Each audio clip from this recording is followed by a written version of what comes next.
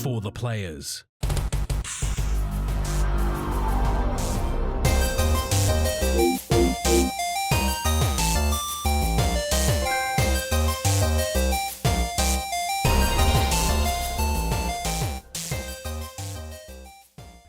I'm Ryan Betson. I'm Max Cooper. And this is For the Players, the PopCulturists PlayStation Podcast with almost 50 years of playing PlayStation and 15 years in this game's media. But I'd like to thank you for joining us in this PlayStation conversation. This PlayStation conversation happens every Tuesday morning at 8 a.m. on podcast services, including Apple Podcasts and Spotify, and 9 a.m. on those YouTubes. If you'd like to join us in future conversations, you can. Come check out our socials, Facebook, Discord, Instagram, X. Those links can be found in the description below. If you want to join the conversation as it happens, head over to twitch.tv/thepopculturists where you can watch us record this show live, or you can jump in the chat and become part of the show. If you want to support the show, you can. Tell your friends, tell your family about this PlayStation Pod. If you are listening to us on podcast services, be sure to give us a 5-star rating and a written review. If you watch us on YouTube, be sure to like, subscribe, comment below. I endeavor to answer every single comment. And if you want to support us financially, you can at patreon.com/thepopculturists. How are you, man? I am not too bad. Nice. I did have to chuckle there. For those that may be listening to the audio version, I did chuckle because as we start kicking in, because we have many may know that what join us live on Twitch, we have the 18-second countdown because I'm too lazy to actually fucking do timestamps properly. I just run by the record clock. And the intro takes 18 seconds. So we're like, all right, 18 seconds, let's wait, blah, blah, blah. And as we're ready to go, Max looks to his right as if his lovely wife Ali is like, hey. And you can see him go, shit. It's just kind of like, uh-oh. And then turn in and keep going. He nailed it. It was me wanting to ask her to grab me a drink. Yeah. So I had to do this. I'm literally just holding out my glass like an asshole, taking it. Thank you.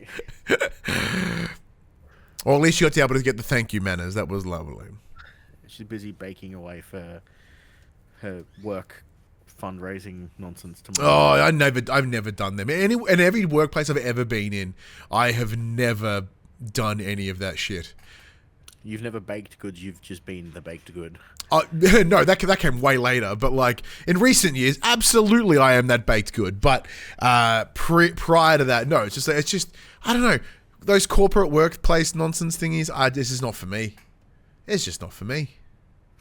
And you work by yourself, so you don't have to experience it ever.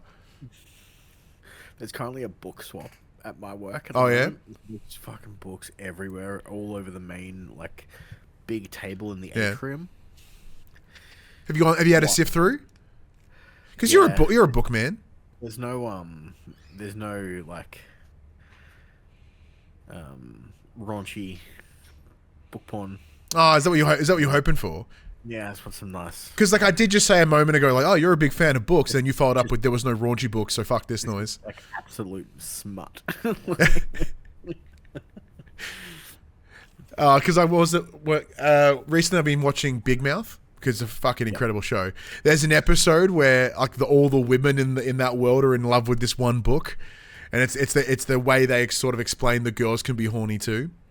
And it's just kind of funny because as the boys in the show are trying to comprehend why the fuck is this, like, isn't this just porno? And like, yeah, but it's not porno. There's a whole episode about it. It was fucking fantastic. Ugh. But we got to do something that we don't normally often do, Max. We got to hang out together today. School holidays, we brought our kids together and they did some chaos shit in the backyard, and you and I just chatted and tried not to fall asleep on a couch. Like equally, both of us. I'm fucking exhausted, but yeah, it was good. It was good to catch up. It's Yeah. been a hot minute since we've caught up outside of this. yeah. Well, because that's the thing that everyone, like, ever since every podcast I've ever done is predominantly for the fun of doing it and discussing things, but it's also always just been an excuse to hang out with people in my life. Like it's the way that we have to catch up because we're doing a thing and it's fun and it's silly. We talk about the things that we enjoy and we have a shared interest. Yeah, it's just like me. It's just me being autistic and having to provide reasons for people to hang out with me rather than just going, hey, we should hang out because, I don't know, we're friends and stuff. What a fucking weirdo. But it's good. Like it's so great that our kids get along because there's quite a number of years between them.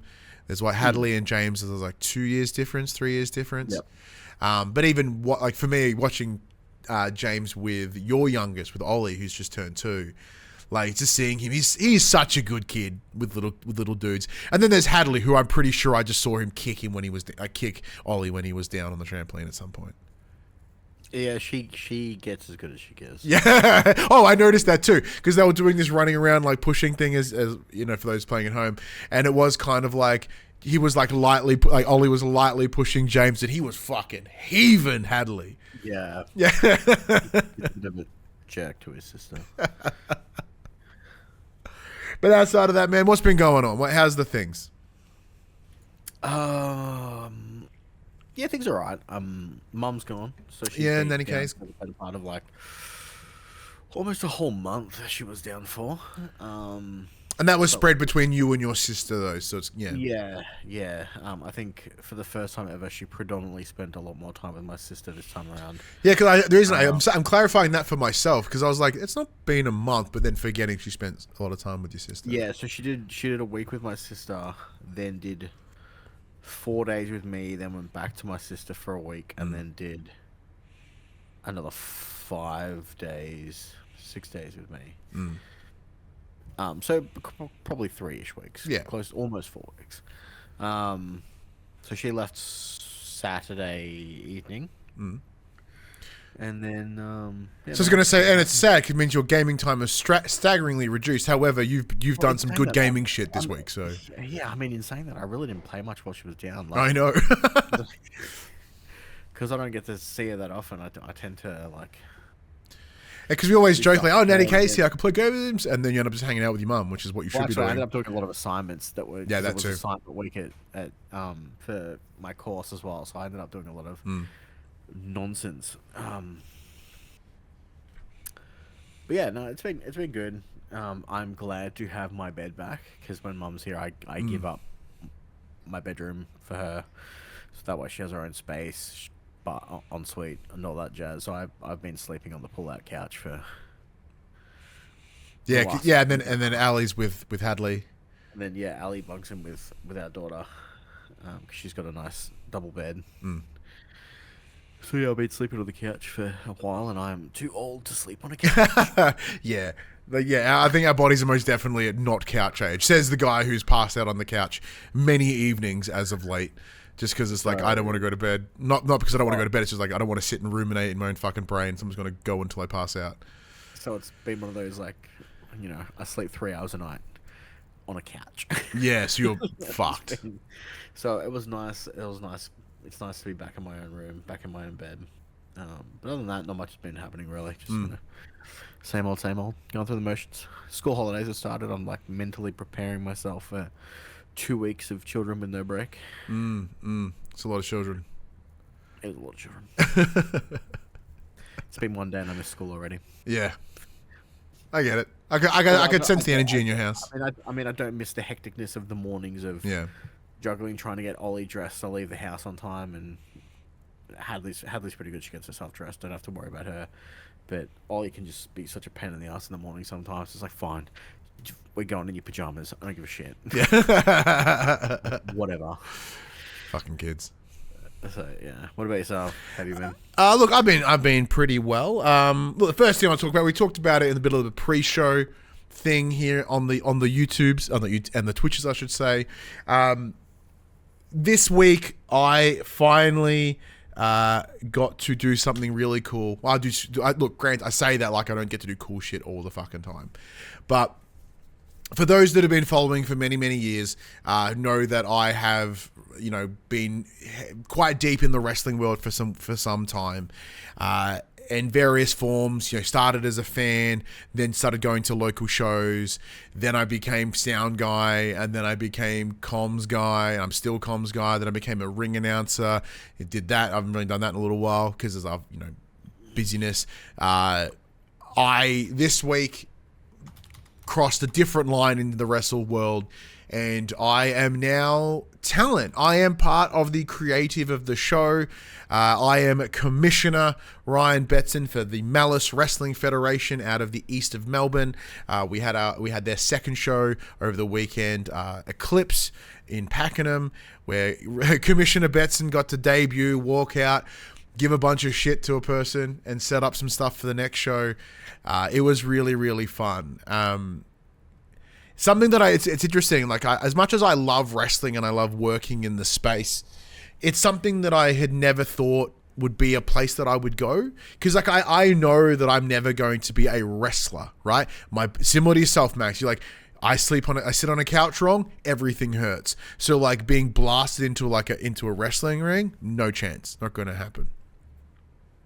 But $50 is $50. Oh, exactly. That was even $30. But you know, like it's one of those things where I never wanted to be a wrestling talent in that sense, because it's not for me, it's for other people. What I like to do is the other roles, like so those more broadcasty roles, those roles that are there to help make everybody else look amazing, right? And when I was asked for the opportunity to do this commissioner stuff, I was like, it is essentially an extension of that. I am there to help build stories, to help expand this world, make these faces look like faces, make these heels look like heels, you know, really build on this stuff. I was like, it is the natural escalation of what I'm doing. And after that is like being a manager for a wrestler or something, right? That's kind of the only other space I can really go. So given the opportunity was really fun, and especially doing it across a wrestler who I've worked with across a number of different promotions, and there was a storyline that he was involved in that I had a lot of fun with on commentary, and he was the heel in that story, the bad guy in that story. So once that story resolved, he was still a bad guy, but I wanted to ensure that he remained that bad guy. So I would bring up that moment anytime I'd do any comments with him. I would always treat him like this big piece of shit, and it was fun because it made him look like an asshole. It gave him extra shit to work with, and that continued a bunch to other promotions, which was really, really fun. So to then be able to start this next part of my wrestling journey with Ethan, or EVO, is really cool. So we've been able to continue the storyline that we made up randomly X amount of years ago, and bring it into here. And it was lovely. One cool little thing that Phoebe did, my partner, because she joined us, she filmed it on her phone, and she got my son to film it on my phone, so that I got to see it through her eyes, and then I also got to see it through his eyes. Because it was really sweet. He was so excited to be there. And during the pre-show meeting where they sort of run through the show to make sure everyone's on the same beats, I didn't see it because I was sitting behind him in the chair because of the way the seats were structured. Someone messaged me later because I put a lovely picture of he and I up on socials, and it was mentioned that apparently he had this big grin. He was so excited that when my name got mentioned during the pre-show, and it's fun. Like, granted, like I do the wrestling stuff for me, and it's something I really, really enjoy. And having James and Phoebe get to be involved and be there and support and cheer, and like, granted, commentary's fun, but like I'm supplementary to the overall experience, and I was quite happy in that role. But to be able to go and do this thing, to be part of it, and really put myself out there and try something new, and especially with someone like me, because of my ASD and my ADHD, and like I have rejection sensitivity like mad. So after like a fuckload of therapy, I'm a lot better at it than I ever have been. And Ritalin, it's awesome. But yeah, to go out there, do it, and look back on it and feel very happy about it, and then to know that like my partner and my son are there supporting me, and I couldn't hear them or their cheers or whatever, but knowing they were there was really huge. And then to walk back and have people like our good friend Big Shep, who was in the chat earlier, to have kind words from them as I came back as well. And then I spoke to some people who I respect in the space, and they were like, "It was great. Here are some things you could do better for the next one." And that was awesome, because that's one of the things I have a lot of challenges with in the wrestling space, is that there's you either get told you're doing a shit job or you hear nothing. So to be able to sit there and get some feedback was really, really cool and really nice to be like, and it wasn't like it was all shit. It was like, it was fucking dope. These little tweaks will help solidify what you're trying to do. That was really cool. That's not about me talking about fucking wrestling though. Good news though, Max. Your boy's got himself a job. I hear he's got multiple jobs. I have multiple jobs, in fact. So for those paying attention, over the last 6 weeks, I have been unemployed in between jobs due to not getting past my probation at my former role, sadly, which turns out I'm still pretty fucked up about. So that's a whole thing to learn. But as of last week, since we recorded, I have been offered 2 jobs, both casuals. I've accepted them both. I am now returning to the world of support work for a company called All-in-One, which I'm quite excited for. They're a cool little company that I've sort of seen in the distance for a while, and when I saw the opportunity, I was like, yeah, fuck it, why not? And the other is JB Hi-Fi. So thanks to my friends like Buddy Watson, as well as my friends over in Perth, as part of the wrestle community who work at JB Hi-Fi, kindly put in a good word, gave me some tips and tricks, and then, of course, I still had to go and do the interview, and I apparently did a good job. So yeah, as a Christmas casual for that might just be to supplement whatever I'm doing with the support worker role, because support worker roles pays pretty fucking well. So it'd be kind of secondary if I'm not getting as many hours here, I can kind of bump it up over here. And it's JB Hi-Fi, man. It's tech and electronics.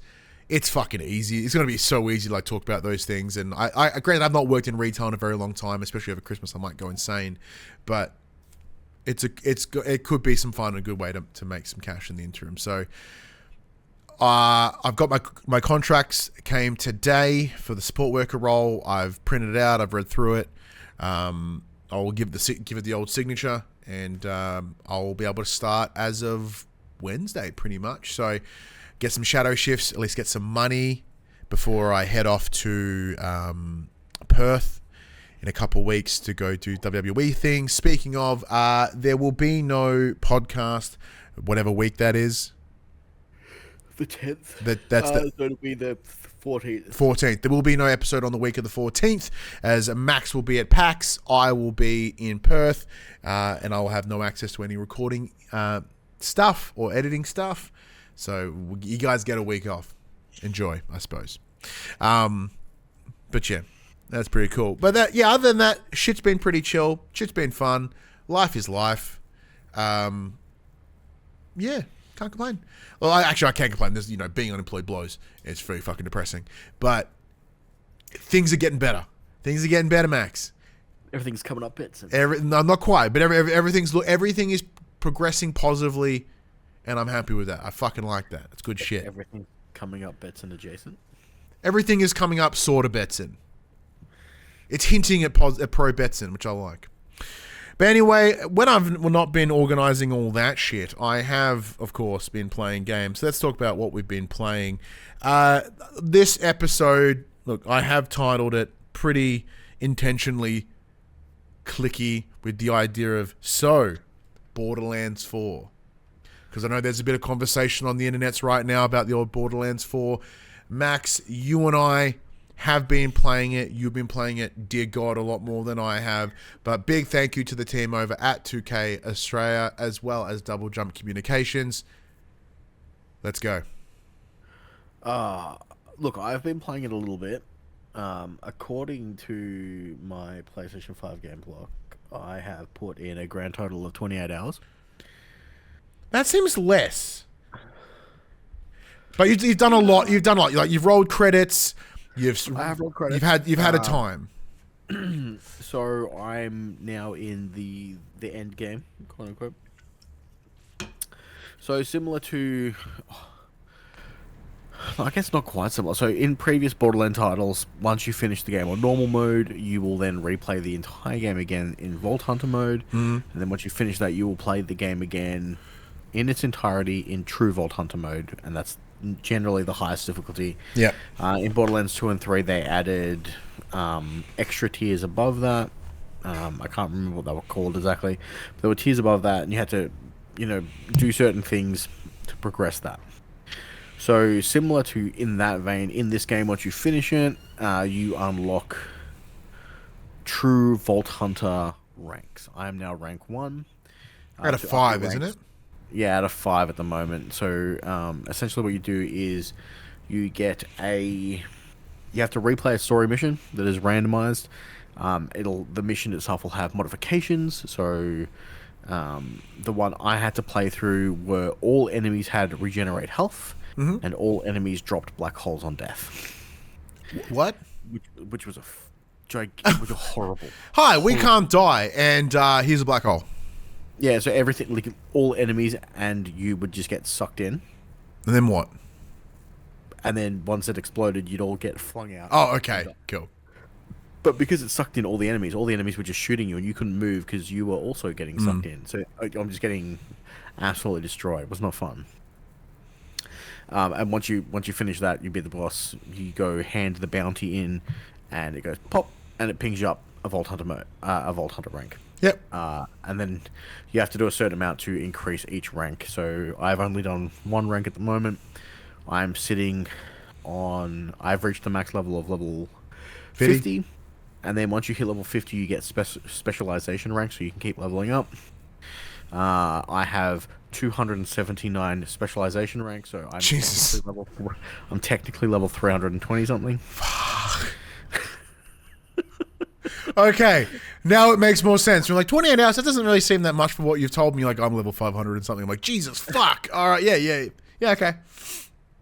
Those 28 hours allegedly have been quite effective. Do you have it open up on the screen next to you? Yeah. Go into the actual menu of the game. Like, is there an in-game system clock? Because 28 hours doesn't... For what you've done, and knowing that clock is often fucking wrong, can you check the save file? If you go to load saved, is it like...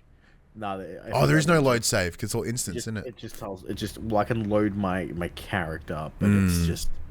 Oh, no. According to this, my character has had 25 hours played in the campaign. Okay. So 3 hours less than what that PlayStation's spitting out to me. No, normally goes the other way. So there you go. Well, I guess we'll take that 25. Maybe the PlayStation clock counts pause time or something. Maybe. You've fucking done so much for 25 hours. Yeah. Done a lot of farming. Yeah. Which demonstrates, how quickly you got overpowered shit and then just wrecked everything. Yeah, well, I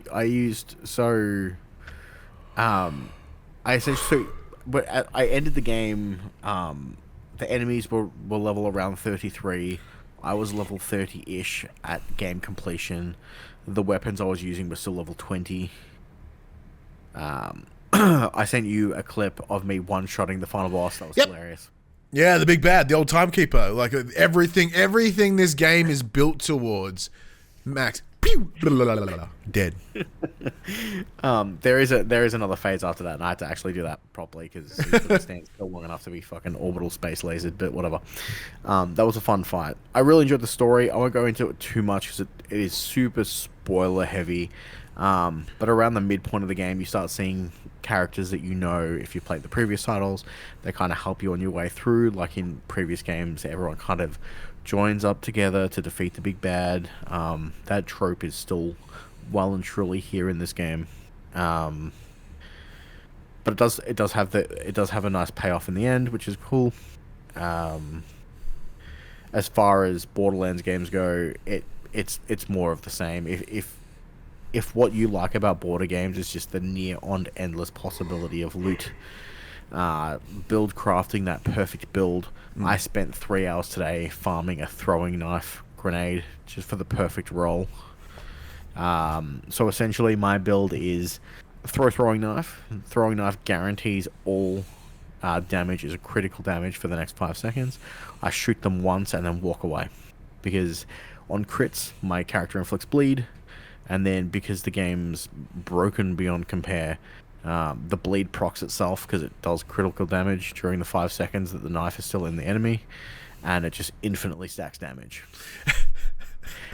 So yeah, there's a lot of problem weapons and builds in this game. Now, granted, it's a PvE game. There is no PvP. There are no leaderboards. This is just for the fun of it. So hopefully they don't go too crazy with the nerfs. But I can see that coming in purely to the fact that like every single boss in this game can be instantly killed in a single shot. Now, did you come to these loot pieces by yourself, or did you do a Google and see what was around? So the only one that I found most of these just playing through the game, and then when I got to the end game, I kind of had a look at what my build was doing compared to everyone else's. And the biggest thing that I needed to swap out was like getting that constantly crit. Yeah. Like just getting the free crit hits, kind of solidified the build for me. There's a legendary weapon at the moment that like the legendary perk on it is, upon weapon swap, it gains damage. But if it's the only weapon you have equipped, you can just spam the shit out of weapon swap, and it just infinitely stacks its own damage. And it can roll as a Jacob's weapon, which means it's a brand in the game, right? Yeah. Yeah, the bullets will ricochet if you hit a critical. So you can stack it infinitely, walk into a room, get a crit hit, and everything dies. So there's a lot of problems with balance issues at the moment. And yeah, as far as like, there's no like in previous titles, there's the super bosses have been the such and such the invincible. Those don't exist at the moment. They are apparently coming, from what I can see online. At the moment, there is just a weekly, a boss is picked on a weekly basis that allows you to use your iridium to spawn a more difficult version of that boss if you have it unlocked. So on your minimap, it'll show up as a little red skull instead of white. And there is a weekly, for all the Destiny 2 players out there, or Destiny players, there is a weekly Xur. So there's a vending machine that sells legendary weapons on a weekly basis. Once you purchase it, you can't purchase again until the next week. So it's interesting. I was listening to a podcast, as I do, and they were talking a lot about how a lot of this Borderlands does feel very Destiny. Would you agree with that? Yep. How so? Obviously, 'cause I have no point of comparison. I was just curious. Just with the fact that it's a lot of this stuff's on weekly rotating timers now. One big unified world. Yeah, there still are instance zones, but they are few and far between. The game's just completely open now. The fact that you essentially have a sparrow now, you can just destruct your bike whenever you want to, and you can go. Movement does feel very Destiny, like it's very floaty, especially now that you have a jetpack. Once you do the 3 hidden vaults, that jetpack becomes better. You can glide further, you can glide faster, and it regains its fuel, for lack of a better term, faster, so you can do it more often. But yeah, I can see that. But yeah, hopefully they add a little bit more end-game content. At the moment, it's a little bare bones. It'll be one of those things where I think the reset for the week is Tuesday, so I'll jump on maybe a Wednesday, suss out what's going on, buy my weekly gun, do all that stuff. And like DLC's always been something within the Borderlands world, so it's safe to say that, as you mentioned, it may feel a little loose and a bit lesser than in some spaces, but in time it will fill up. Yeah, so they've not, just as far as I can recall, they've not announced any sort of roadmaps or anything. No, so we were lucky enough to be provided with the super big deluxe fancy edition. one. Yeah. So I think it comes with 2 characters.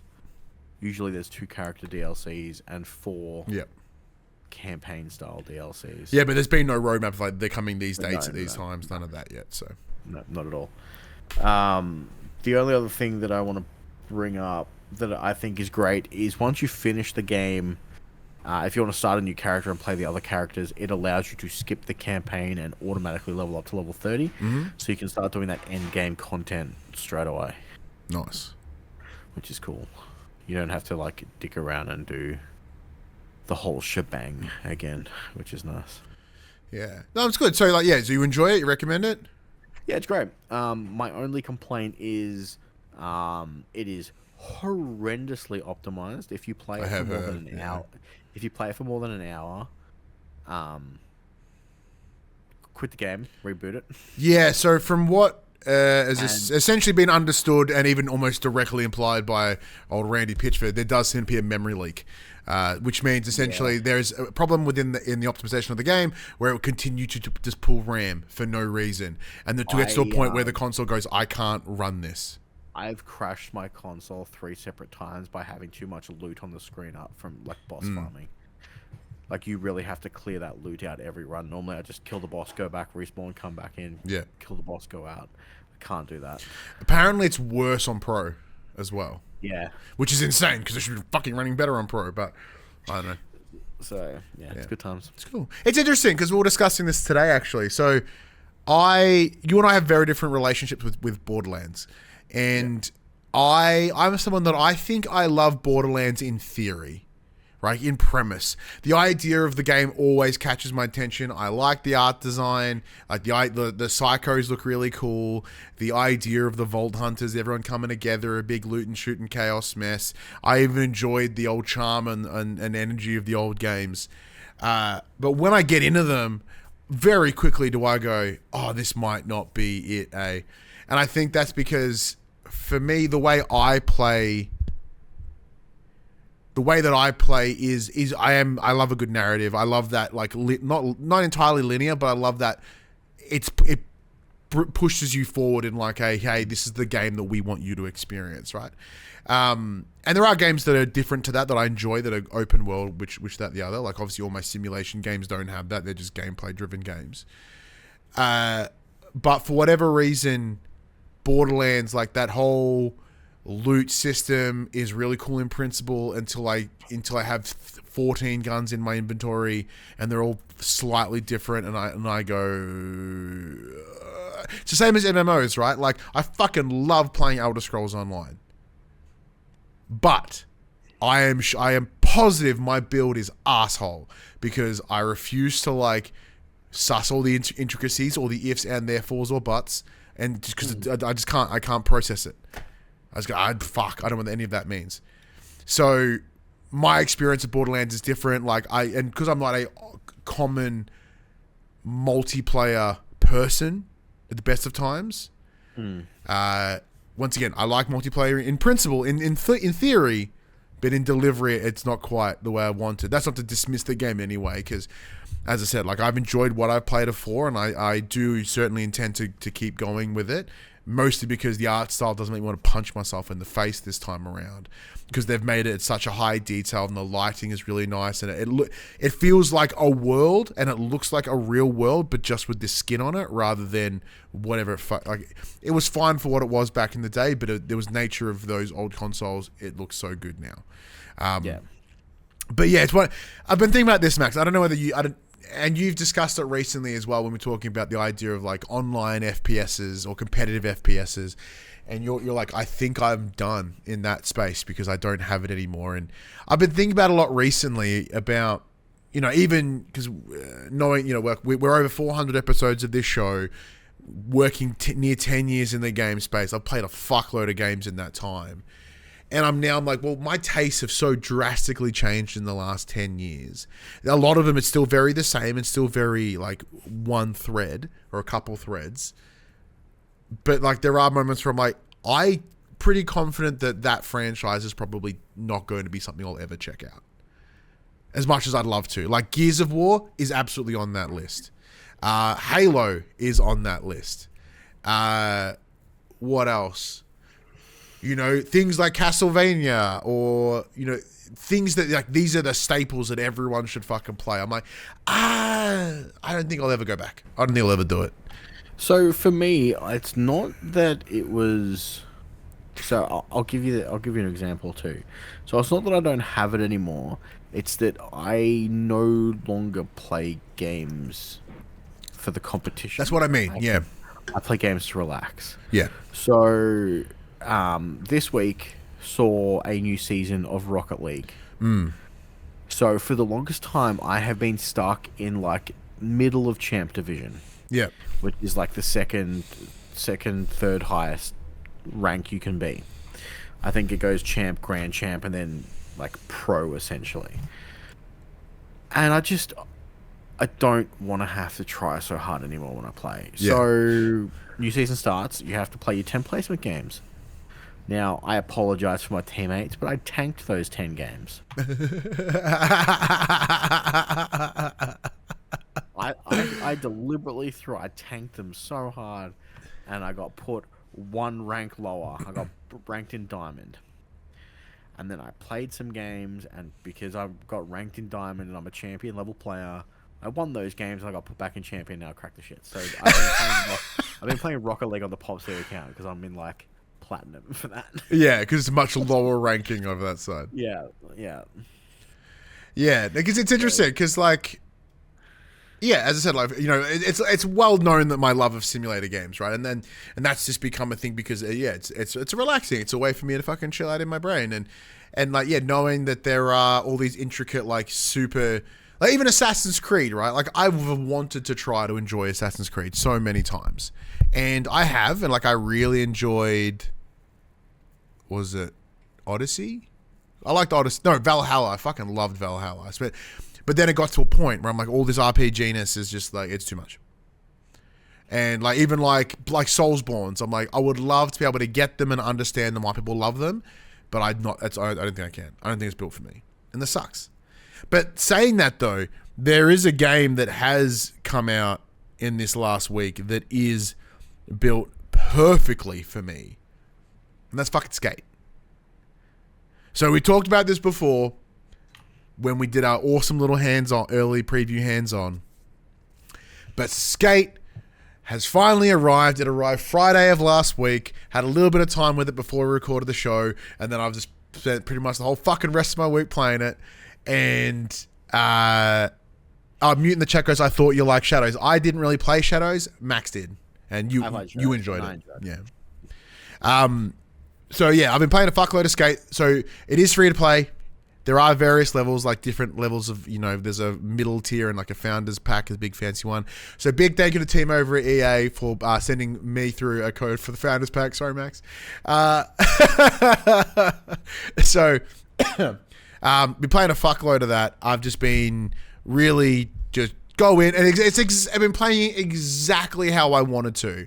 Because as we were talking about just a moment ago about playing games to relax and to really enjoy it. And that's what it's been. I go in, I go, what missions are around the area that I've spawned in? And I'll go do like 3 or 4 little missions, dick about the city for a while, and then I'll turn it off and go do something else. Or play something else, whatever, right? It's been so much fun, and especially to like get that feel back, like that muscle memory of the whole flick-it system. But what has made this game so much more fun for me is my son. Like he and I have similar tastes and similar interests, right? Like I would have mentioned months ago about he's randomly falling in love with Riders Republic. So this weekend I introduced him to Skate. I said, Bud, this is the game that I grew up with, but this is a new version of it. It's online. It's this, that, the other. And once he realized you could do all the stunt stuff, he fucking loved it. He's like, this is my shit. I can jump off things and smash into other things. Game of the year, says my son. So we spent a bit of time, like when we weren't at the show on Saturday. So we played a bunch of it today, a bunch of it yesterday. Pardon me, because I have had him for an extra day because of the holidays. But obviously, I got appointment tomorrow morning, and then hopefully start working on the Wednesday. It's been great. It's been really, really fun. And a lot of it's been not very mission based because he's playing on mine.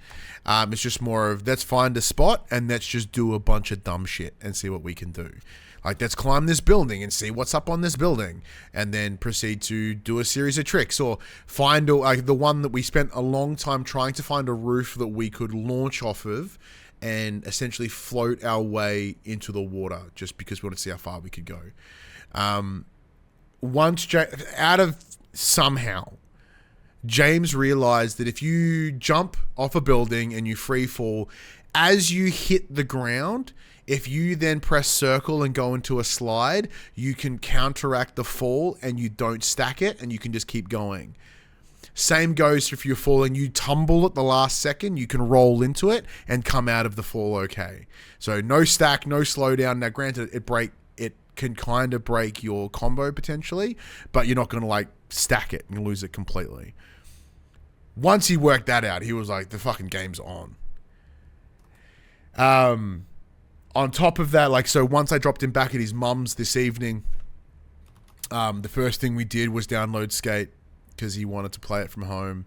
And then now that knowing that he and I can play online together, so we can go like just destroy a spot, which is really fun. So I made his character look like him. Mine looks the approximate to me as I can.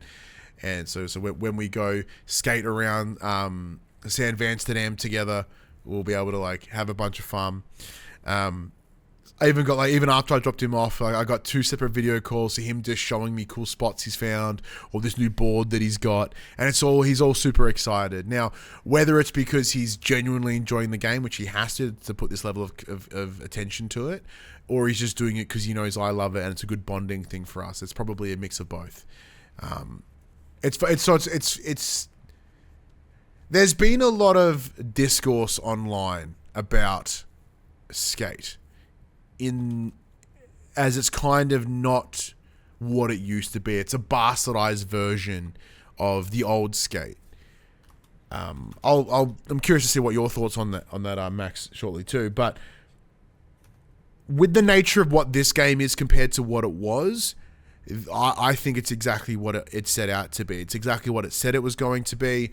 Am I super stoked about the really like quote-unquote Fortnite-y art style? Nah, not really. I did like the more realism of the previous ones. But saying that, like, if you think about Skate 3 and like Jason Lee was in it as Coach Frank, and it barely looked like Jason Lee, like there's enough. I think that's Jason Lee, but then you realize it also looks like shit.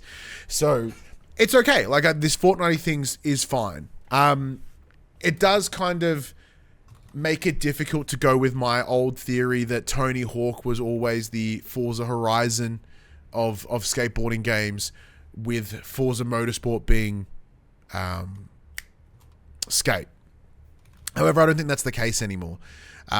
With this being a lot more arcadey, like all these people are like, oh man, they fucking killed my boy and this, that, the other. I'm like, well, go play like, what was it, Session? Session is a much more hardcore skateboarding video game. It's a straight up skate simulator in a lot of ways. I enjoyed it for what it was when I played it back in 2020, I think. But what I'm getting out of Skate, as you mentioned, Max, like as our likes of interests have changed and how we play games has altered, the delivery of Skate here is more relaxing. It's more fun. Can it still be super frustrating when, for whatever reason, you just can't nail the flick it and you just keep smashing in this fucking ledge when you're trying to jump up to the whatever? Yes, absolutely. Is the game a little buggy? Yeah. I randomly stack all the time, and then I've been sent across the map. I've like hit something like collision physics have done some weird things. Obviously, you can absolutely obliterate and break the stunt system. As I mentioned, my son did it almost immediately. But for what I want the game to be, I think it's great. I think it's fantastic. Now, is it disappointing that most things in the game are unlockable through these loot boxes? Yeah. Is it predominantly in-game currency for those loot boxes? Yeah. Can anything that are in those boxes be bought with real money? No, because they're all kind of your basic shit. But you make enough in-game currency to cover those things anyway. Just by doing missions, you will very quickly get cash. As part of the Founders Edition, I did get given some of the currency of the game, like the actual microtransaction currency. Sand Van Bucks. Yeah, the Sand Van Bucks. What did I buy? I bought one thing. Because everything else was like, hey, once again, it's all purely cosmetic. I was like, oh, I like that. That board or that shoe or whatever it was like, that's my skate history, so I have to buy it. As of yet, like I've not seen anything else that's jumped out. There's a really cool like skin pack of like of the Grim Reaper, and you get like a big cloak and your skateboard looks cool and it looks great, but like I'm not willing to invest the in-game currency that I even got for free for it, because it's just not why I want to play the game. But knowing full well that there, aside from possible like park pieces or maybe some potential like DLC areas, I guess, a lot of the concerns around like all the micros, I think, is kind of gone because it is all cosmetic. It is all skins. Like, there is no way that the game can benefit. There's no way they can increase your ability to play the game. That makes sense. At least, even if you do, it doesn't matter because most of it is single player anyway. Bingo. And even it's co-op, it's collective co-op. It's not verse. Like, there are thrash. Was it thrash downs or smack? Whatever the fuck it's called. Like, you can verse people, but there is also just active co-op. Right? You just do it together and you work together to achieve the goal. So. Yeah, I know. Look, I'm really enjoying it, but now that I have obviously the attachment with my son, my beliefs on the game may alter because it just makes I have a different bias towards it. But obviously, you've been playing at a stack pre-release as part of that EA Insider program, and then of course with the media hands-on we did as well. Obviously, you've been playing mostly Borderlands this week, but has Skate? Yeah, I dove into Skate a little bit to do the multiplayer mission segment with you to kind of because there was some in the main store, the mission run. There was a couple like do these with the co-op, and I was like, Max, what are you doing? Yeah, so I'm now at the point where I'm out of missions until I complete same X amount of. In that case, I am past you now. I have done that section for you. Yeah. So I've got to do. I'm at 209 of 250. Yeah, I'm up to whatever the next 300 and something one is. Yeah. Which is fine, but yeah, like you said, I've been playing a lot of Borderlands this week because we got it Friday, Thursday of last week. Whatever day it came out, Thursday, Friday. Yeah. And I put in 28 hours since then, so. True. In my head, it does feel like it's been longer. And I'm like, 28 hours doesn't seem enough, but then again, it has been fucking 4 days. Out of the last 4 days. No, because we played it last Friday. We didn't play it this Friday. I've had it. Oh, it has been a week. Yeah, okay, cool. That good. That makes more sense. I was like, you said Friday. I was like, oh, it has been Friday. That doesn't seem... I don't know. Once again, unemployed. Time doesn't exist. Time is a whole thing. Yeah. So yeah, I've not gone back to Skate for a while. Yeah, look, I think for what they said, for what they told us it was going to be. Now, granted, as part of the media hands-on, I guess we had a bit more of a direct insight into it. It's what they said it was. It's what I expected it to be. I think the most people that would be disappointed by it would be people that have had limited exposure to the series, or for whatever reason want exactly what it used to be, which is never going to be the case. I think the thing I miss most is the fact that there is no Skate game mode yet. Yeah, against people. And I also would say. What's the other thing that what I would like to see is like the old Hall of Meat stuff where you would like blow out your legs and shit and see all the bones. Apparently you have been for the last 44 minutes like you are really quiet, so I'll have to fix that in post. So I do apologize, everyone. Me? Really? Oh no, it's because I turned you down, the desktop audio down. I think last time I did a stream or something. So fair enough. So I'll fix that in post. It'll be fine. But yeah, I think the game's great. I think it's fantastic. Outside of that, really haven't played much else. Let me have a look at my games. I've played a little bit more Everybody's Golf. We jumped back into Sakuna Rise of Ruin. Still meaning to do more Metal Gear, but for whatever reason, I've not been able to make it happen. Anything else that you've been playing, Max? No. Oh, yeah, of course. Not really. No. All right. Well, in that case, let's get into the section we call Inform the Players, where we tell you about what happened this week in PlayStation. Max, what's happening this week in PlayStation? Maybe a state of play. Hey. We probably know later today. Maybe tomorrow. I reckon we'll wake up to it. Yeah, Sony is widely expected to host a state of play this week, with the event anticipated ahead of the Tokyo Game Show. The convention will get underway from Thursday, 25th of September, It is expected that the timing of the broadcast to be unveiled at some point later today, with the stream taking place on either Tuesday or Wednesday of this week, which will be Thursday or Friday for us. This could be a big one for Sony, in addition to the usual mix of third-party and indie announcements. Rumor has it that the firm will re-reveal Marvel's Wolverine. We're also due gameplay footage of Saros and updates on Marvel's Tokon Fighting Souls, which they will be showing off at Tokyo Game Show. Sony are going to a convention. Well, that's do we want to do both stories and then state of play predictions? Beautiful. Yeah, Let's jump into that. Let me just do a quick timestamp on that bad boy. There we go. So they're back. Sony has barely set foot into a consumer convention for years now, but it's ending its exodus for the Tokyo Game Show. To be fair, it did also have a small presence at the Japanese event last year, but not to the scale that we're talking this year.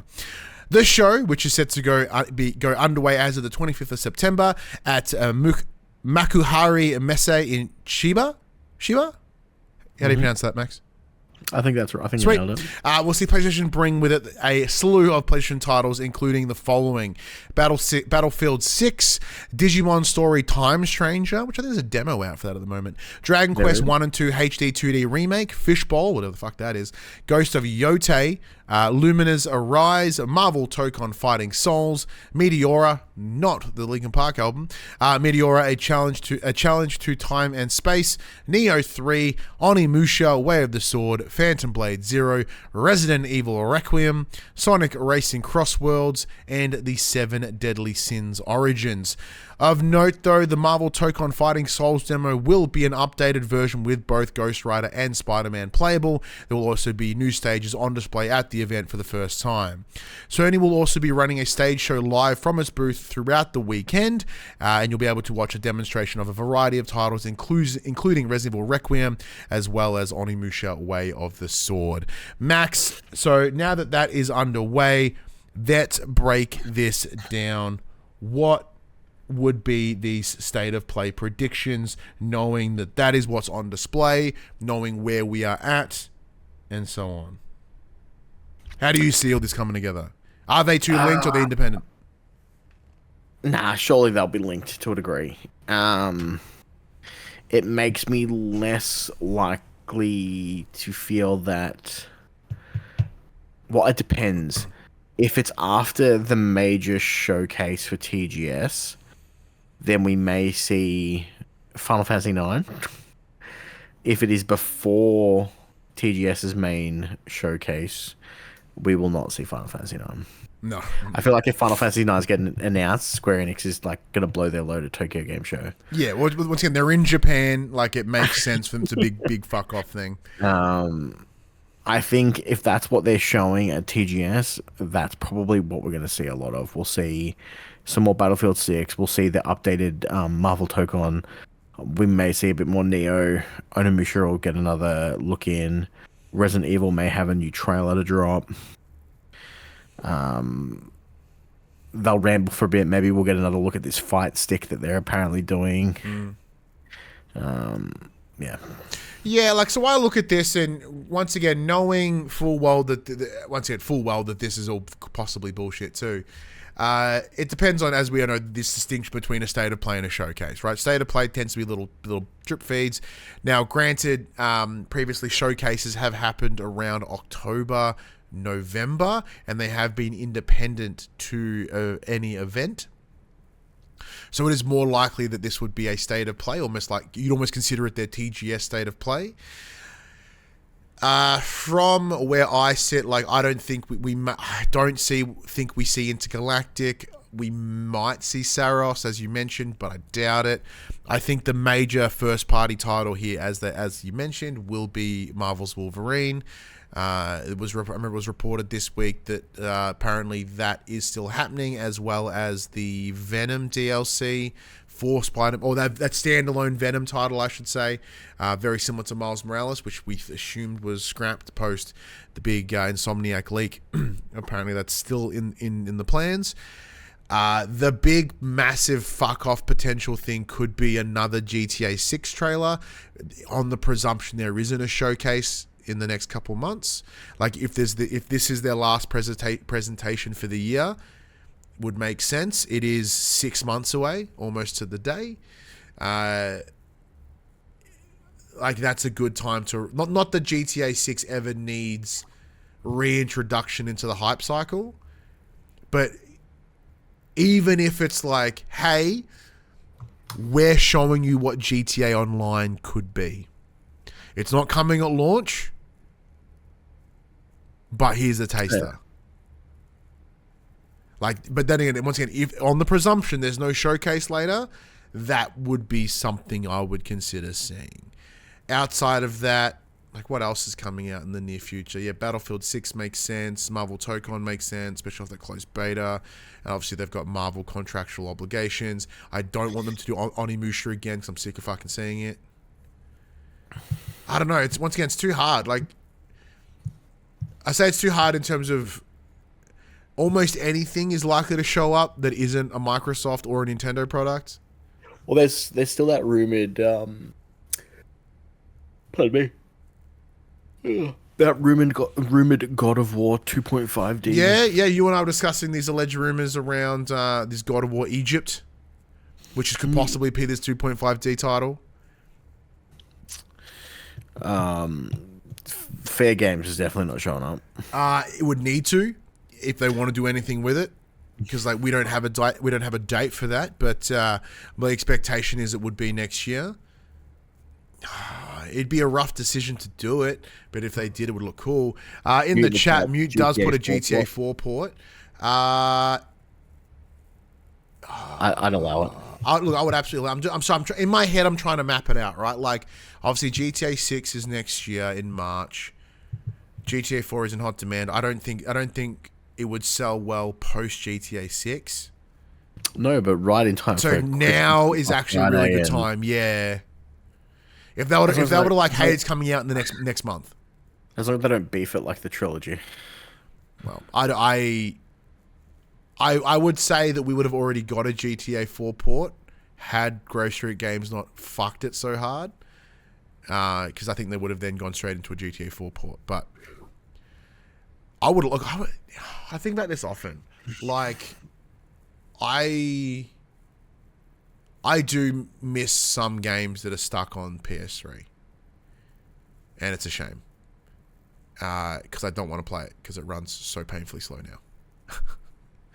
But yeah, like Metal Gear Solid 4 is on that list. GTA 4 is on that list. Even the idea of like a remaster of like a port of like a Resistance or a Motorstorm wouldn't happen, but Resistance is dead.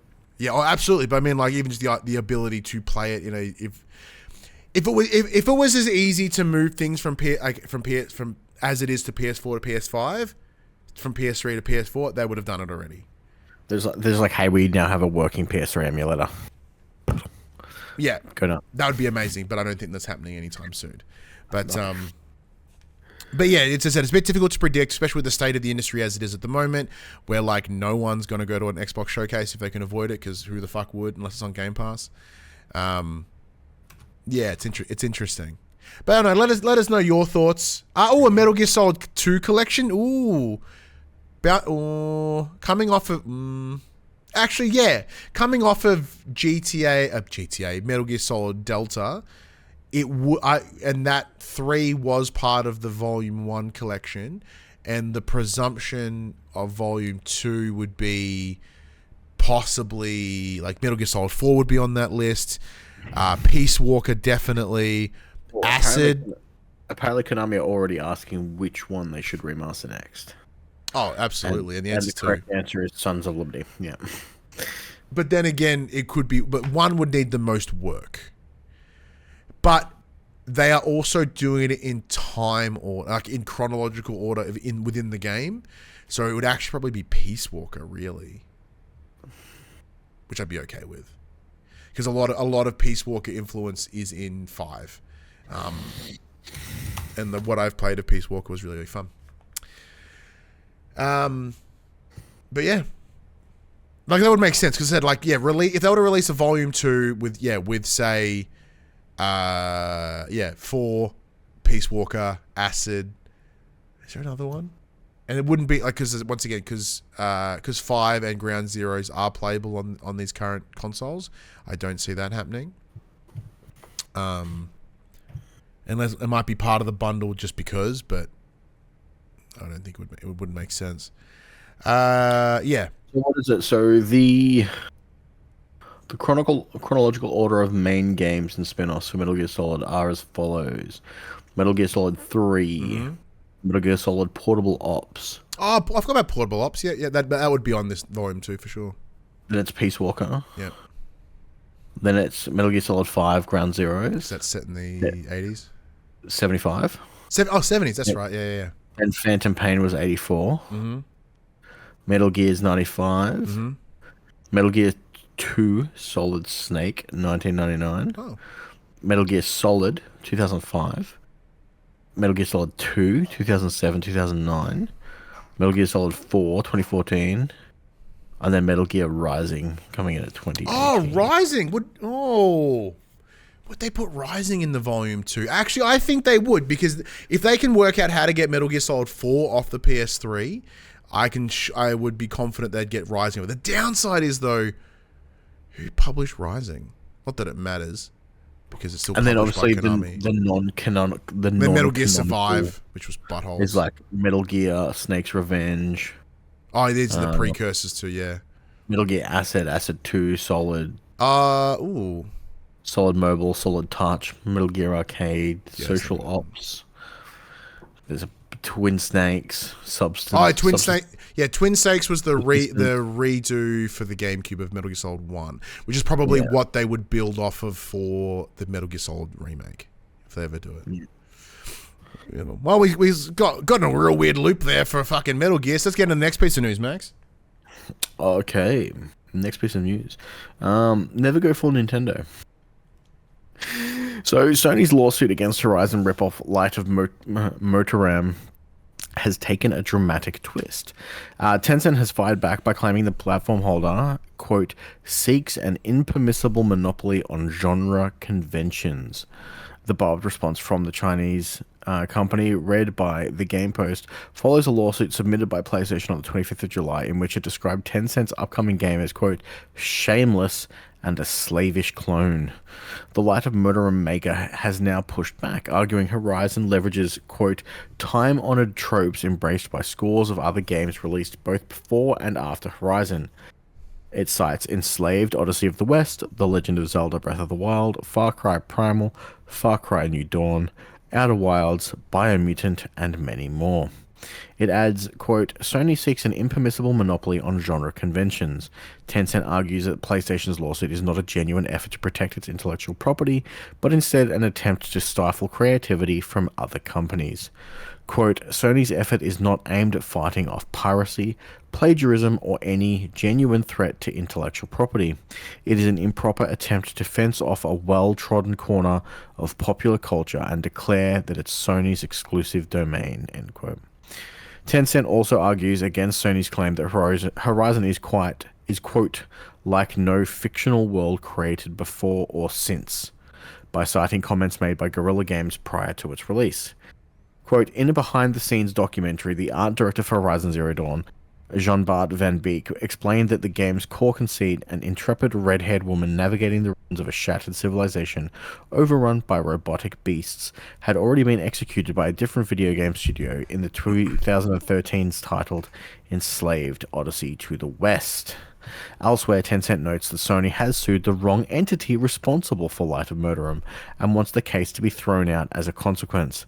It says that the game is being developed by Polaris Quest, a subsidiary of Tencent Technology in Shanghai, and Proximity Beta in Singapore. It argues that Tencent Holdings, the organization that Sony has targeted, is just a parent company. It therefore argues that claims of Tencent pitching a mobile version of Horizon to Sony in 2024 are completely irrelevant, as no members of Tencent Holdings were present for the meeting. Quote, even if the pitch meeting between Sony and other Tencent entities could somehow be attributed to Tencent Holdings, Sony has failed to make a prima facie showing that any actions at this meeting has caused harm to Sony.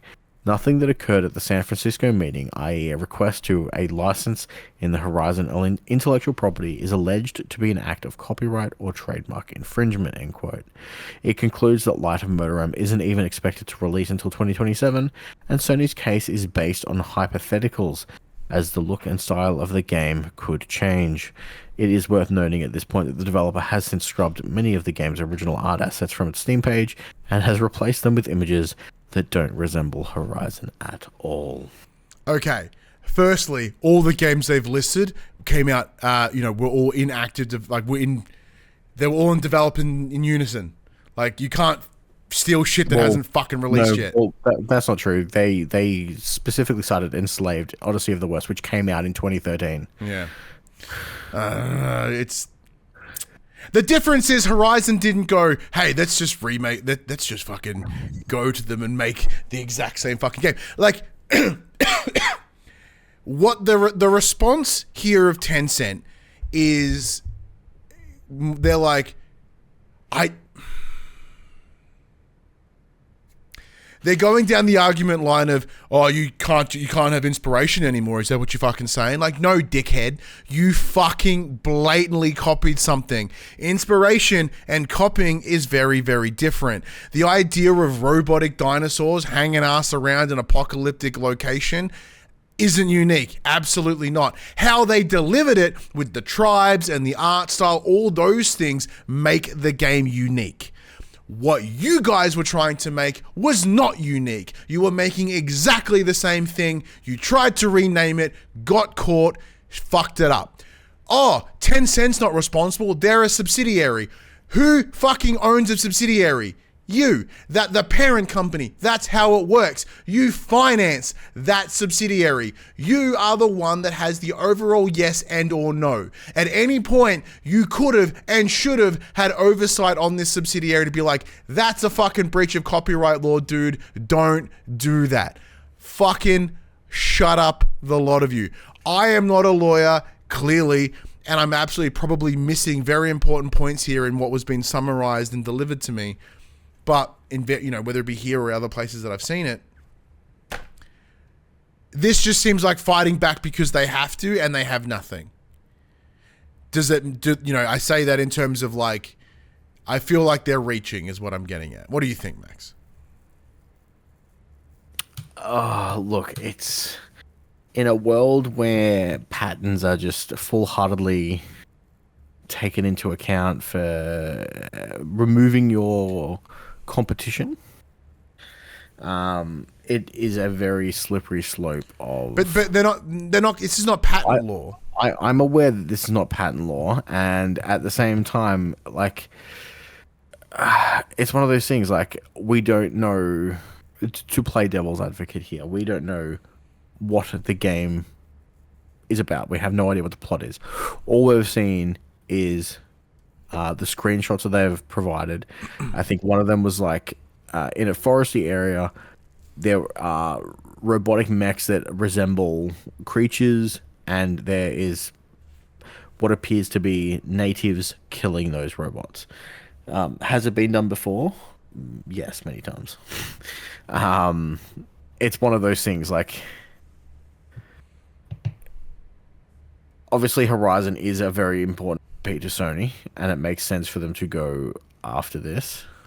Well, they have to be protective, because if they demonstrate a weakness or a gap in their concern around their IP, if they see a bit of oversight, people will take it. Like this, corporations, if they can get an inch, they're going to try to take a mile. And if Sony don't act in this way, then suddenly you're going to start seeing Uncharted clones, and they go, hey. Yeah, it's called Tomb Raider. See, but once again, right? Then that's the same fucking thought, right? Yes, we understand that Uncharted is built on the back of Tomb Raider and fucking Indiana Jones. That we know this. It's so clearly visible. But they took that inspiration and that concept and made it their own. That's the whole point. Like, yes, we understand. If they start going down this path, and if Tencent want to play this fucking game, and you want to talk about dangerous precedents, right? If suddenly shit gets locked down of like, you can't draw inspiration or, have this energy. Like, we have genres of games called Metroidvanias. They are named after the two games that inspired them, Metroid and Castlevania. If suddenly there's this line in the sand that Tencent want to draw that is like, oh, maybe we can't do inspiration anymore, and I saw the conversation is Sony's like, fucking no, you idiots.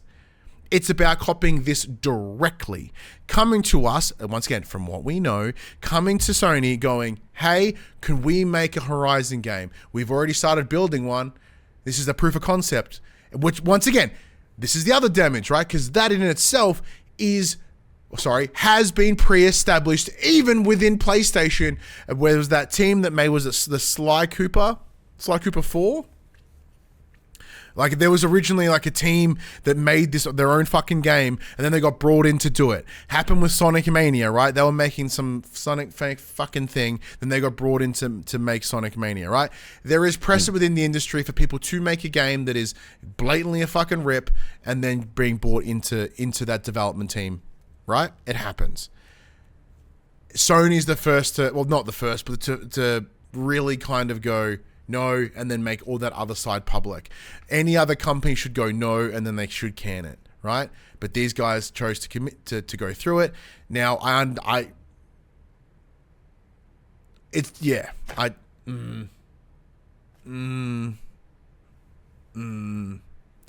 know, Max. It feels frivolous, but it's coming from where I'm standing, I guess. I mean, I also see no difference between Horizon and this title as opposed to Palworld and what is Pokemon. Like, they couldn't get them on this, so they've gone after them on so many different things. Yeah, it's like the old Al Capone for tax evasion instead of his actual fucking crimes. I think it was this week that Pocket Fair are fighting back to that patent that they did, because there are games where that exists previously to the patent being filed, therefore it's useless, because it exists inside a Dark Souls mod, and Nintendo went, no, fucking mods aren't real games, piss off. Yeah. Well, like, yeah. Yeah, like I said, if this... I don't see it going well for Tencent. It's like, hey, I'm not in charge of what my fucking children do. Like, yeah, you are. That's the part that got... Like, all the other part... Like, look, I don't agree with it, but I can see their reasoning about referencing other games that have similar influences and going, we're not that. But the idea of, hey, we're their parent company, we're not responsible for what they do. It is literally, fucking literally how that business structure works. I think Max is frozen. He has a very stern face around his belief on those things. Have I lost internet or has he lost internet? I'm not sure. Hi everyone at home. Max and I are still chatting, but he's currently gone. He may return. He's back. He's back. Oh, he's back. There'd you go. Are you good? Yeah, we lost you for a minute. Yeah. Okay, that was weird. Did you lose me at all? No, you went all crackly and Predator voice for a bit. Oh, nice. But I still could hear you. Look, it's just... I don't You tend to not sue the parent company if something goes wrong with... Well, you kind of should, because once again, they're the ones that say yes or no, right? But that's not what you... It tends to be not what you do. Like, you don't... Like, if you... We'll use something local here in Australia. If you trip over in Coles, you're suing Coles, not Wesfarmers. I'd sue Wesfarmers. But there's a difference there, and weirdly, I learned this week. Wesfarmers, yes, they own, but Coles is run as it's on the stock exchange as its own thing. It is a separate entity in near every fucking possible way. Where I doubt that Polaris or whatever the fuck their name were are that. I doubt that they're run individually on the stock. It's like if Naughty Dog is a subsidiary of PlayStation Studios. It is a company owned within them. Look, I could be getting my terminology wrong here. I'm more than aware that I'm also fucking dumb. But Yeah, I'm just gonna have a quick look. Where the fuck did it go? Sorry, hi everyone. I'm just trying to read really quickly to find what I'm looking for. It's because a company controlled by a holding company. Yeah, but it's because Polaris Quest is owned by two parent companies, one in China, one in Then they should be suing that other parent company. One in Singapore, one in Thingo. Then they should be altering the lawsuit to both of them. But then again, Tencent and Sony have a much more they have a working relationship in other ways.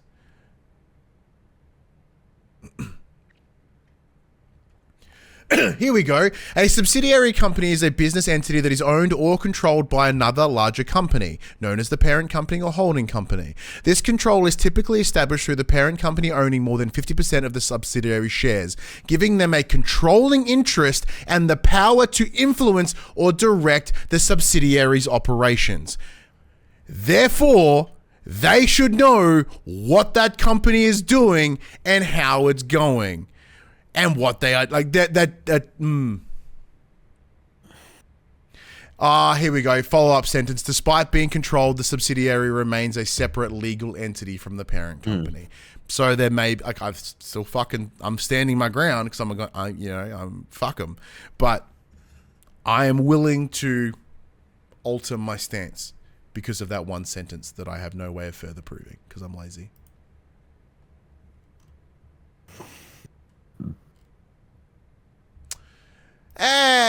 Fuck, I still shouldn't have done it. Look, I'm happy to admit that I'm wrong there. That's fine. Ignore everything I've ranted about for the last 5 minutes.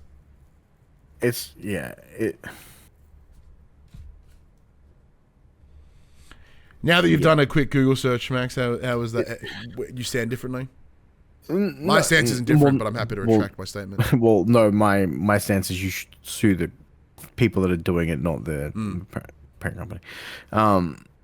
And it's the same with, I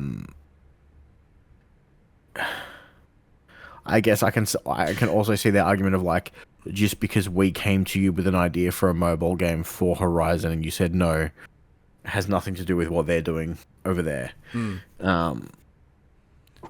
Yeah, it's just, it's like I get it, but at the same time, I'm kind of like. All right, we need to move on. Yeah, look, the game doesn't come out until 2027 anyway. The whole thing could be changed by then. And in the current climate of game design and whatnot, the thing's going to be cancelled anyway. Who gives a shit? Bingo bango. All right, quick bits. Insider Gaming's Tom Henderson said the next mainline God of War title will introduce an Egyptian sword as Kratos' weapon of choice. So that is like the one that's like a sickle, goes line straight and then curve. The Kapesh. The Kapesh. It would be cool for him to have the sword in the same way that he had the sword of Olympus, but put those things on fucking chains. Just the Kapesh is the Egyptian sickle sword. That's the one that like Anubis holds in pictures and shit, right? Yeah, put them on blades. From horseback, I think. Yeah, put them on. Oh yeah, you would have seen like fucking in the Mummy. If I watched the Mummy, if you watch the Mummy, it's the sword they have. But once again, it's Kratos. Put them on fucking chains. That'd be sick. But then, we were discussing this today. Max and I, when we caught up, we were like, what? Would it make sense to go to Egypt? And like, my belief is, yeah. Because like if you need to go down the list of like mythologies that people know the gods in and can easily connect, and like Greek's number one, Roman maybe second, Norse is up there, Japanese maybe, but I think that's harder. Egyptian is logically the next one. What is his reasoning for going there? I don't fucking know. What was his reasoning to go to the Norse? Well, he needed to escape, and then he fell in love. In Norse, he solved all their problems and everything ended really well. He's not going to remarry. He's not going to bang out another. Well, he's immortal. He could. He probably should. Is it like? But then again, is it then Atreus' story? Because I don't see that going well. From a in a world where like what's this? It's a remake with a fucking younger, more diverse audience. And it's fucking Atreus and Agrabota. Yeah, that's gonna go well. How is it diverse? I mean, he's redheaded. Like, but no. But once again, you talk about like, what was it? And any reboot, like, was it the fucking Black Widow movie? Was more about the younger, nothing to do with Black Widow. It was about the younger person. Kenobi wasn't about Kenobi. It was about the other younger person. And if they go, hey, it's God of War, not about Kratos, everyone's gonna crack the shits.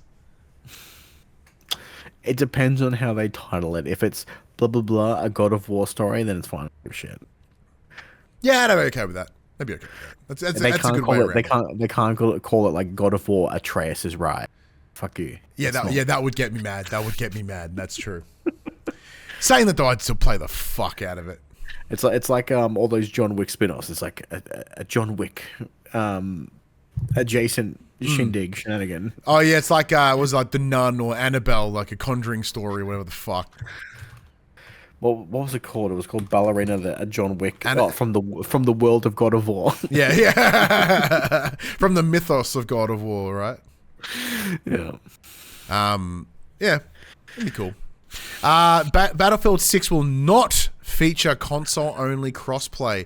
So if you want to play crossplay, guess what? You have to go with PC, where all their packs are. Yep. Yeah. You and I were discussing this as well the other day, like Battlefield 6. Both you and I are like, yeah, we're kind of keen, but like, not really. But also, yeah. Yeah. It's one of those things. It's a weird thing. Yeah. But that game's ages away, man. It's really not. It's like 2 weeks away. Oh, really? But here are the games coming this week. Nailed it. On the 23rd, on the 23rd of September, you have Baby Steps coming to PS5. That game looks fucking weird. It's been as much state of plays, looks weird. Forgive Me Father 2, PS5. Sounds sexier than it should be. Wonder what happened to Forgive Me Father 1. Yeah, was it like, what? Or is it one of those sneakies where they release a sequel without releasing a first? What is the game? What would be the gameplay for Forgive Me Father? I'll tell you. I'm pulling it up right now. Quote, embark on a path to salvation as you continue the story of the priest from the first installment. How long can you balance on the edge of sanity? Will your sins be forgiven, or your soul consumed by man? Didn't we play this? This looks dope. Like, this looks fucking rad. Didn't we get a random keymailer key for this? Or is it just happens to be something very similar? It's just something that we played. It looks very similar, but it's got kind of that. It's cell shaded, but not to like the extent of like Borderlands. It's kind of more, not even quite like that old 13 game. I don't know how to explain it, but it looks fucking cool. It does look cool. Sworn PS5 and Wizardom PS5, PS4. On the 24th of September, we have Beat Hazard Arcade. On the 25th of September, we have Agatha Christie, Death on the Nile, PS5, PS4. Mamarokan, Recourse, PS5, PS4. Meteor Fall, Crummets Tale, PS5, PS4. Republic of Pirates, PS5. Silent Hill F, PS5. Ooh, that'd be fun.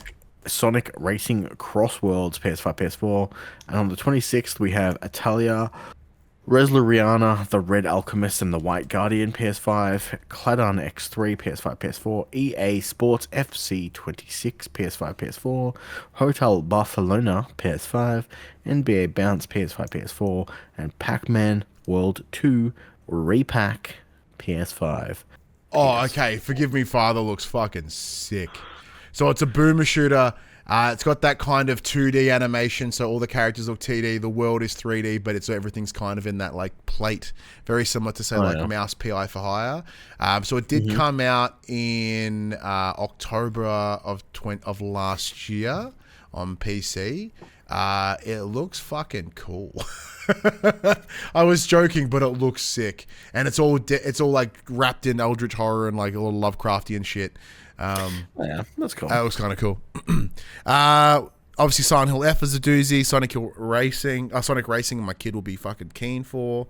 Artilia Riser, whatever. It's your folks. Yeah, part of me is pretty keen on that. I enjoyed the last 3 games. I enjoyed the Artilia Riser trilogy.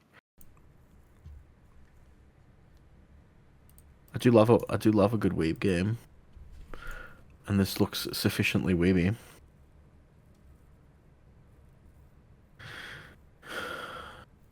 Where's the plot? Okay, Slade and Rias. Oh, I'm in. Oh, Riza's here too. Oh, Riza. Well, maybe I'll have to.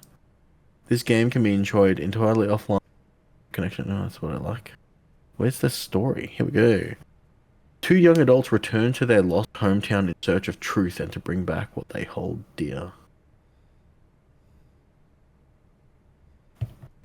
Oh man, this looks... Yeah. I'm being distracted by shit. We should probably fucking wrap this bitch up. Like, you're looking over here, I'm looking over there. Good podcast, all right, everybody. Well done. Let's get the fuck out of here, Max. You know the drill, everybody. This PlayStation conversation happens every Tuesday morning at 8 a.m. on podcast services, including Apple Podcasts and Spotify, and 9 a.m. on those YouTubes. If you'd like to take part in future conversations with us, you can. Check out our socials, Facebook, Discord, Instagram, X. Those links can be found in the description below. If you want to join the conversation as it happens, head over to twitch.tv/thepopculturists, where you can watch us record this show live, where you can jump in the chat and become part of the show. If you want to support the show, you can. Tell your friends, tell your family about this PlayStation Pod. If you are listening to us on podcast services, be sure to give us a 5-star rating and a written review. Watch us on YouTube, be sure to like, subscribe, and comment below. I endeavor to answer every single comment. And if you want to support us financially, you can at patreon.com/thepopculturists. But until next week, I'm Ryan Betson. I'm Max Cooper. And that was for the players. Hopefully you have a state of play next week. That'll be a fun show. If you need me to come and pimp slap some bosses in Borderlands 4, hit me up. Oh yeah, we'll have to organise some time, I think. Well, then I'll go. If you want to go do some like flip tricks and shit, let me know. It's for everyone in general. Oh, like if people out there are playing Borderlands 4 and just need some, hit me up. Yeah, don't hit me up about playing Skate. I'm gonna be playing by myself with my kid. Sorry. What's that got to do? What's that got to do with playing Skate? Nothing. I'm just saying in terms of you're like, hey, I want to be really friendly and play with people. I'm like, I don't want to do that.